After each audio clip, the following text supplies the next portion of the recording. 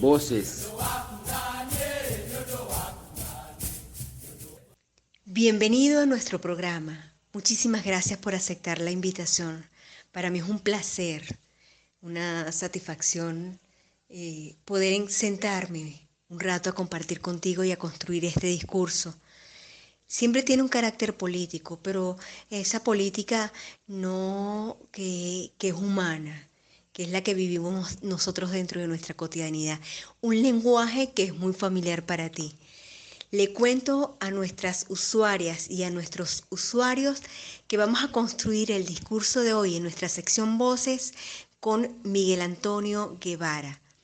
Voy a comentarles desde mi lectura lo que percibo de mi amigo, promotor sociocultural. Después tuve la oportunidad de conocerlo dentro de las áreas de la escritura y se ha paseado por la narrativa, por la poesía, también estuvo un tiempo inclinado hacia lo que era el cine. Y de hecho hay un registro público y notorio en estas áreas. Miguel, bienvenido. Gracias por aceptarnos, de verdad que sí. Inicialmente yo pongo a mis invitados, no pongo huevos, pongo a mis invitados a pasearlos desde lo personal para construir esa mirada que alimenta nuestra diversidad, que alimenta lo rico y lo maravilloso que es este país. Ambos lo amamos, de esto no hay duda. Mi primera inquietud va dirigida entonces para que nuestros usuarios te conozcan. Generalmente yo soy amiga de las personas a las cuales entrevisto y de vez en cuando echo una revisadita por ahí a ver de su producción, de sus procesos de creación, etcétera, etcétera. Y yo ya hice una primera presentación tuya. Sin embargo, me gustaría que tú mismo te autodefinieras como ese escenario reflexivo que te permite a ti condensar cómo se ve a sí mismo Miguel Antonio Guevara. En primer lugar, muchas gracias, Yosmar, por tu invitación a tu programa desde la otra acera. Un nombre muy interesante, por cierto. Me gustaría enviar un saludo a todo el equipo de Catabre 99.3 FM y por supuesto a las personas que nos están escuchando. Bueno, me gustaría comentarte que me parece que esta pregunta tiene sus problemas, ¿no? Pero no me refiero a cuando hablamos de los problemas en tanto dificultad, ¿no? Es decir, sino más bien complejo, de complexos, ¿no? Que es algo tejido. Me parece que ese tipo de preguntas suelen tener ciertos resabios, ¿no? Del efectismo que puede existir ante nuestra autopercepción. Se suele decir que la mejor forma que tenemos para saber de nosotros mismos es preguntarle a los otros quiénes somos, ¿no? Como si fuese una síntesis, el qué somos, ¿no? Entre lo que dicen los demás y quiénes somos nosotros, o cómo nos ven los demás, ¿verdad? Sin embargo, creo que el cómo nos vemos es como una suerte de juego, ¿no? Como un juego de espejos, como te comentaba, ¿no? Es un problema la autopercepción. La verdad es que creo que constantemente estamos cambiando la forma en cómo nos vemos, y ese ejercicio quizás de diálogo entre nosotros y lo que nos rodea, ¿sí? Es lo que está afectándonos constantemente para darle forma a ese algo que no termina de asirse o de tomar una figuración en específico, que es el que somos, ¿no? O sea, ¿acaso no nos pasamos la vida preguntándonos qué somos? ¿Acaso, por ejemplo, las preguntas de la filosofía no son constantemente qué somos, quiénes somos, ¿no? ¿De dónde venimos? ¿Para qué estamos acá? Por ejemplo. De modo que me parece que la vida misma, ¿no? Es una constante caída, como un hilar sin fin, en el que estamos tratando de darle como una respuesta a tu pregunta, que me parece, como te dije, muy interesante y bueno, sin embargo, se trata de una respuesta más bien pragmática, es decir, si se trata de darte una respuesta pragmática, te diría que me veo como un hombre, como un ser humano con mucha curiosidad por el mundo, por la vida y las formas de la vida, y cómo se decanta eso en mi ejercicio de escritura, ¿no? Más que en el ejercicio de escritura, así como el ejercicio en mayúscula o entre comillas, o el ejercicio como algo general, es más cómo todo eso se decanta en mi escritura, ¿no? ¿Por qué la escritura? Bueno, creo que porque es tal vez lo más accesible, ¿sabes? Es decir, las veces que tal vez he estado haciendo otro tipo de cosas, sea cine o collage o qué sé yo, música, etcétera, ¿no? Todo esto es más como algo que me ayudó como a decantar la escritura y que me ayuda constantemente también, ¿no? A definir todos esos procesos. Porque, bueno, bien pude haber hecho cine, me pude haber dedicado a ser un cineasta o, por ejemplo, diseñar videojuegos. Sin embargo, la escritura, ¿no? Me parece que es eso que está siempre cerca y es lo que siempre tengo a la mano, ¿no? Porque solamente necesito papel, necesito lápiz y sobre todo prestar suficiente atención. Quiero hablar en esta segunda inquietud sobre dos aspectos bien importantes, que ambos son vinculantes. El primero de ellos es tu formación como promotor sociocultural. De allí fue que yo te conocí, pero que está íntimamente ligado a lo que es tu profesión de base, por supuesto que es solamente una base, que es la de sociólogo. Cuéntame un poco sobre esa lectura, esa necesidad que encontraste en la sociología, pero que nace de tu recorrido a través de la cultura. Entonces, háblame un poco de ese crecimiento que ahorita se ha proyectado y se proyecta, según lo que pude indagar, en tu producción literaria. Hay una huella que te caracteriza. Entonces, convérsame un poco sobre esa construcción y percepción que tiene Miguel Antonio Guevara. Primero que nada, antes me gustaría como aclarar que antes que la animación cultural y la sociología estuvo la literatura. De hecho, mis primeras publicaciones, mis primeros libros vinieron antes de que fuese animador cultural e incluso estudiante de sociología. Tanto la animación como la sociología realmente vinieron después. Creo que la promoción es como algo que está casado con la creación. Eso es algo que tú puedes dar fe de eso también, ¿no? Como realizador audiovisual que eres, ¿no? O como, por ejemplo, las prácticas creativas, es decir, siempre están ligadas a la promoción, ¿no? En algún momento nos toca servir de mediadores porque sabemos lo importante que es para la vida de una persona, la vida de una comunidad, el trabajo artístico, ¿no? La intervención cultural propiamente. Entonces, no separo la promoción de la sociología, creo que se complementan. Ambas como que me dan herramientas, ¿no? La animación creo que me dio la posibilidad, por ejemplo, de acercarme a la gente a través de lo que me gusta y la sociología como métodos para realizarlo. Creo que eso se proyecta en mi producción literaria en tanto tengo tal vez como más claro, ¿no? Cómo funciona el campo cultural y literario, porque tiene sus dinámicas, sus mecánicas, ¿verdad? Digamos en un sentido como más político o pragmático. Por otro lado, creo que la sociología me da como una visión bastante amplia de las ciencias sociales y humanas también, sobre todo, ¿no? Y también como me deja como más claro la historia de las ideas. Me parece que un creador, como en mi caso, por ejemplo, de discursos escritos, le es como muy útil tener claro el curso de las ciencias de la comunicación, por ejemplo, las ciencias del lenguaje, las ciencias humanas también. Y en ese sentido, la sociología, bueno, es una de esas disciplinas que más han aportado a estos campos. Digamos que me da como muchas herramientas, tanto desde el punto de vista más subjetivo como el más específicamente intelectual, ¿no? Pero lo más importante, y que me gustaría como no perder de vista, es que la literatura, ¿no? La escritura estuvo primero, ¿sí? La escritura creativa, la escritura artística, en ese sentido, ¿no?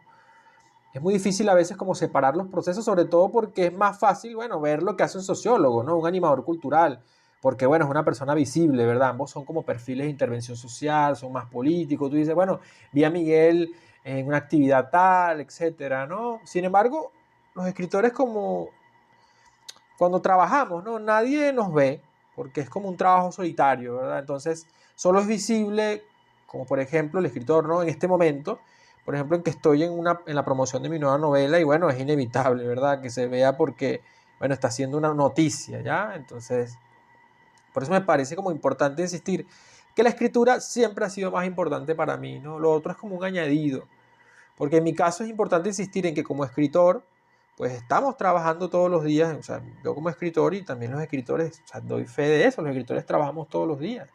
Puede que no estemos escribiendo, pero estamos pensando, ¿no? Todo el tiempo como en los proyectos, etcétera. Y además, tanto más que los escritores también como los otros artistas, las escritoras, las artistas visuales o cineastas, etcétera. Es decir, el trabajo del artista es como trabajar constantemente, ¿no? Entonces, bueno, por eso te decía, es importante como insistir en que como escritor, pues bueno, estoy como trabajando todos los días, ¿no? Los escritores trabajamos todos los días en nuestra intimidad, en nuestra soledad creativa. Tal vez si a los escritores nos preguntaran más sobre nuestro trabajo, como tú lo estás haciendo, por ejemplo, es decir, si nos entrevistaran más cuando no somos noticia en el mundo cultural, bueno, tal vez podríamos como ofrecer un mejor escenario de nuestra situación y de nuestra actividad, más allá como esa visión así un poco mitificada, ¿no? Del trabajo del escritor o del artista también. Generalmente, y lo hablo con la mayor transparencia y sinceridad, a nosotros nos cuesta leer. El mismo modo de construcción social nos ha obligado a ser muy puntuales. Inclusive los mensajes ahora son encapsulados o capsulados. Ya tú no lees más de 4 o 5 líneas y tienes que estar muy interesado, ser muy interesante el tema para tú profundizarlo como tal. Entonces, eso ha permitido que los tanques pensadores y que la gente especializada pueda manipular y construir una percepción de sociedad que muchas veces difiere a lo que es nuestra realidad. Quiero que en este momento entonces me converses sobre esta lectura que yo tengo, cómo la sociedad moderna y posmoderna ha limitado los procesos de lectura y esa sensibilidad del ser humano, condicionándolo a unos temas muy puntuales. Así como nos han condicionado a comer comida chatarra, yo siento que también nos han condicionado para comer información chatarra. Con respecto a eso, yo creo que pareciera que todavía, ¿no? Todo lo que tiene que ver con la interpretación de los fenómenos de la comunicación está todavía como en un entrampamiento en aquella dicotomía planteada por Humberto Eco de los apocalípticos e integrados, ¿sabes? Es decir, o somos apocalípticos o integrados, es decir, o todo se acabó, ya estamos siendo manipulados, o nos integramos a todo eso y transformamos desde adentro, qué sé yo, ¿sí? Entonces me parece que todavía estamos ahí como en esa etapa ahí como muy acomplejado, ¿no? En ese sentido me parece que le damos demasiado crédito a la manera en cómo se nos imponen ciertos discursos. Seguimos viendo a las personas como si necesitaran ser protegidas, ¿no? Precisamente por eso, es decir, porque a veces nos consideramos apocalípticos o integrados, ¿no? Como una especie de dicotomía así tipo Matrix, ¿no? Liberados y reclusos, ¿no? Entonces los liberados tratan de hacer cosas para liberar a los reclusos y tal. Pero como te digo, me parece que seguimos como subestimando mucho a las personas, ¿no? Insisto en eso, seguimos viendo a las personas como si necesitaran ser protegidas, ¿no? Entonces, cuando la verdad es que más allá de las miles de herramientas que puedan utilizarse para cercenar nuestros criterios, ¿sí? Porque son nuestros criterios, porque no estamos exentos de eso, ¿no? Es decir, si existe tal cosa como la libertad, ¿no? Claro, ese asunto, pues, ese asunto me parece que se gana, ¿no? La libertad se gana. Es decir, cuando yo estoy escribiendo ahorita mi novela, publico mi novela, Los pájaros prisioneros solo comen alpiste, yo estoy tratando de ejercer mi libertad de escritor, ¿no? Y de ofrecer, pues, ese mensaje de los pájaros prisioneros solo comen alpiste, bueno, a un público lector, ¿verdad? Entonces yo estoy ya allí un poco desnudo, ¿no? No tengo que decirle a la gente cómo tiene que leer eso, etcétera, ¿no? Entonces yo creo que así funciona un poco como con todos los mensajes, ¿no? Bueno, que la nueva realidad sea una realidad complicada, ¿no? Y que por cierto ahora es aún más complicada con esta suerte de totalitarismo algorítmico de las corporaciones que controlan Internet, por ejemplo. Eso no quiere decir que las personas estén ciegas del todo, ¿no? Entonces, en ese sentido vale la pena preguntarse qué eran, por ejemplo, todas esas identidades políticas en levantamiento en todo el mundo antes de la pandemia, ¿no? En todo el mundo. No era solamente en América Latina o en Estados Unidos, etcétera. O sea, en Asia habían levantamientos, también en Europa. Entonces, me parece que esas personas como que son como tú y como yo, ¿verdad? O como esa persona de a pie que creemos, por ejemplo, está siendo así entre comillas como controlada, ¿no? Y están ahí, ¿no? Están ahí, forman parte, son esos individuos en levantamiento que te estoy comentando, ¿no? No podemos perder de vista, como decía Foucault, ¿no?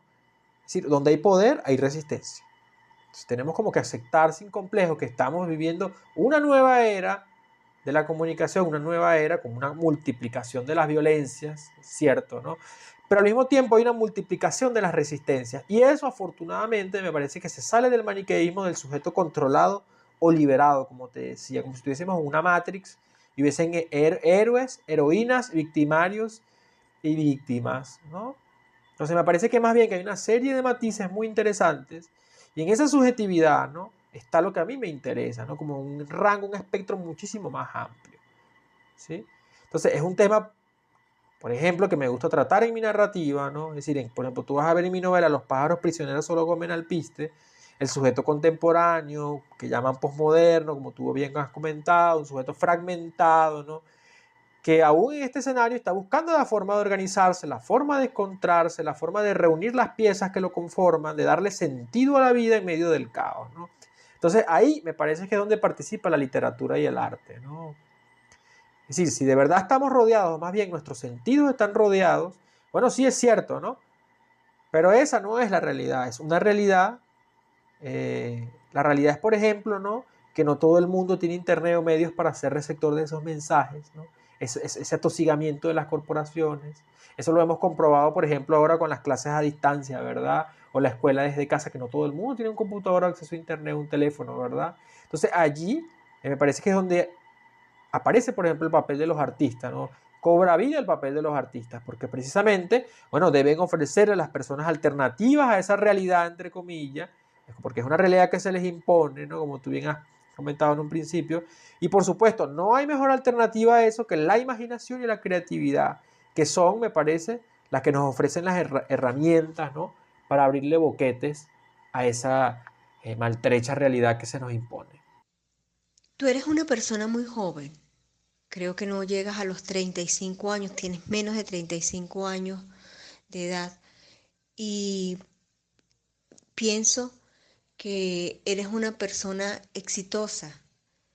Has logrado consolidar un trabajo constante que está teniendo visibilidad no solamente a nivel local, nacional, sino que ahora estás alcanzando el mercado internacional. Coméntame un poco hasta dónde quieres llegar y háblame un poco también sobre qué es el éxito para ti. Fíjate, la palabra éxito me parece que tiene ciertas acepciones, ¿no? De hecho, su etimología del latín creo que significa algo así como salida, ¿no? Me gustaría como que nos preguntáramos salida hacia dónde, ¿verdad? Es decir, no te puedo negar que estoy como muy contento con la recepción que tiene mi trabajo. ¿Quién no va a estar contento, verdad? Sin embargo, no es una palabra con la que me identifique.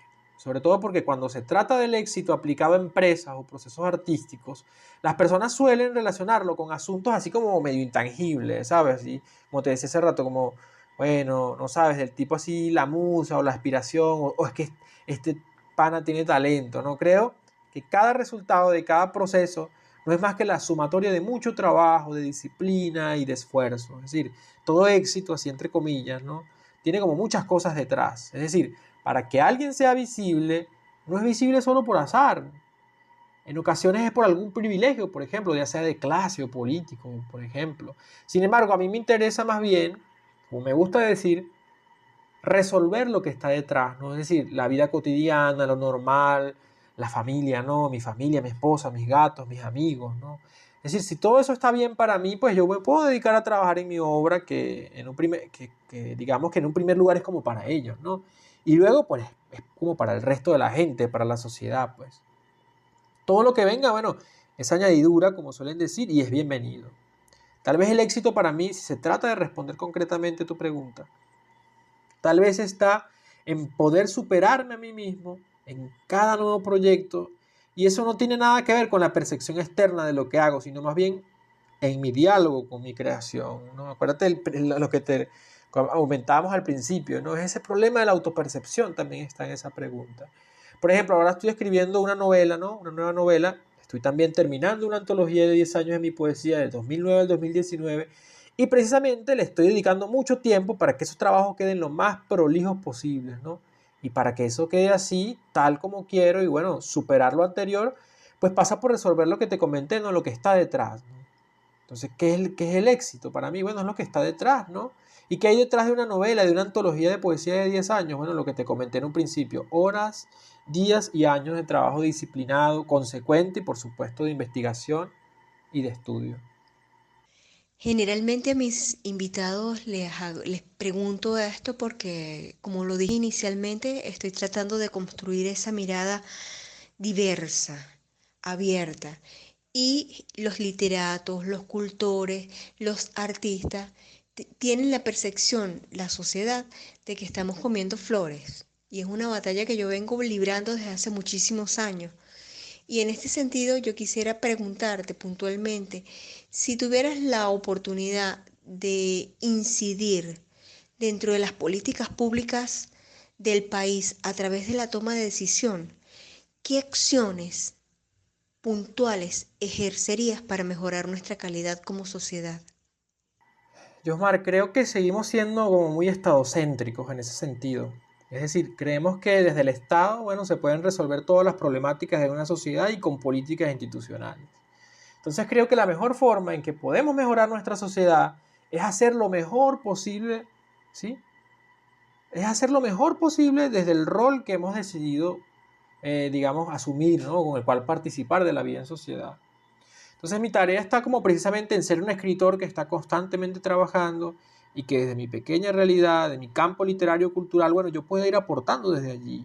Si en algo han sido distantes o han fallado las políticas culturales o no culturales, me parece que han sido, ¿no? Que, por ejemplo, en el caso cultural, que hay artistas, por ejemplo, en donde debieran estar gestores culturales o lo contrario, ¿no? Son cosas muy diferentes. Una cosa muy distinta es hacer gestión cultural y otra muy diferente es crear, ¿no? Son cosas muy diferentes. Y bueno, me parece también que parte de los diferentes problemas que vivimos como sociedad está en que, bueno, hay gente desempeñando labores para las que no están preparados.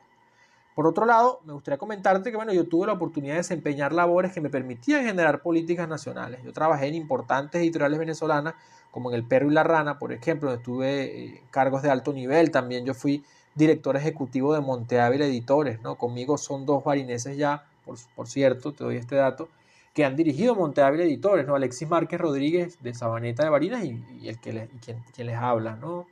Monte Ávila es tal vez una de las editoriales más antiguas e importantes del continente, tiene ya 52 años, ¿no? Bueno, ¿y qué fue lo que hice? Bueno, yo en Monte Ávila empujé para que se editaran un poco más de 10 títulos de autores y autores olvidados, como es el caso de los barineses Orlando Araujo y Eleazar Díaz Rangel, ¿no? También tuve la oportunidad de editar ¿Qué significa pensar desde América Latina?, una obra importantísima del filósofo boliviano Juan José Bautista Segales. También reedité al chileno Vicente Huidobro, el ecuatoriano César Dávila Andrade. También reeditamos un libro de Laura Antillano, Solitaria Solidaria, una novela que tenía años sin ser reeditarse. También a la argentina Mercedes Roffé, Aquiles Nazoa, imagínate, ¿no? También en mi gestión salió la edición 50 años de Piedra de Mar de Francisco Macián y tal vez uno de los libros más conocidos, ¿no?, en el país, de un autor venezolano que se lee en la escuela, por ejemplo, ¿no? Y eso, como muchas cosas que hacemos los escritores, editores o artistas en el rol de gestores, son cosas que no se ven en el presente, mi querida Josmar, ¿no? Esas cosas no se ven en el presente. Son cosas que se ven a mediano y largo plazo y que impactan precisamente de forma cualitativa en la calidad de nuestra educación, por ejemplo, tan importante ahorita en este momento, en la calidad de nuestros investigadores, en lo que investigan nuestros investigadores, en la calidad de nuestros escritores y nuestros intelectuales, porque ¿de dónde tienen insumos ellos para estudiar?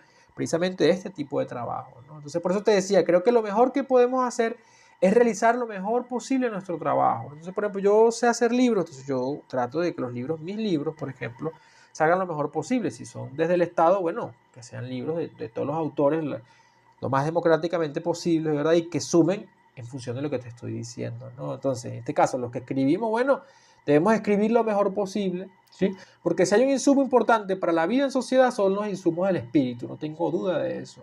Los insumos de la cultura, de las emociones, ¿no? Todos estos son insumos muy pedagógicos, son insumos éticos, políticos, y que además van en función no solo de mejorar a nuestra sociedad, sino de hacerla más libre y, por supuesto, más sensible y más crítica. A mí me parece que los libros, en ese sentido, son el sostén de las civilizaciones y eso no necesita, digamos, argumentos porque están completamente a la vista, ¿no? Para mí ha sido maravilloso poder construir este discurso de la mano contigo. El mundo es tuyo y quiero que en este momento aproveches estos últimos minutos finales de la entrevista para redondear algunas ideas que van a ser temas generadores en unos futuros encuentros y que probablemente no pude abordar durante la entrevista por lo corto del tiempo. Pero quiero que me dejes ese abreboca, no solamente a mí, sino también a todos nuestros usuarias y usuarias que nos siguen.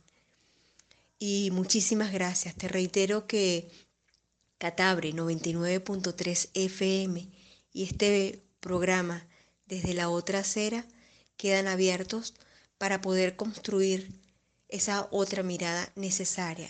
Un abrazo, hermano. Pues quiero agradecerte a ti, Yosmar, y a todo el equipo de Qatar 99.3 FM por esta entrevista, ¿no? Que me parece exorciza aquello de que nadie es profeta en su tierra. Es bastante curioso que en mi gira de medios por mi nueva novela Los pájaros prisioneros solo comen alpiste.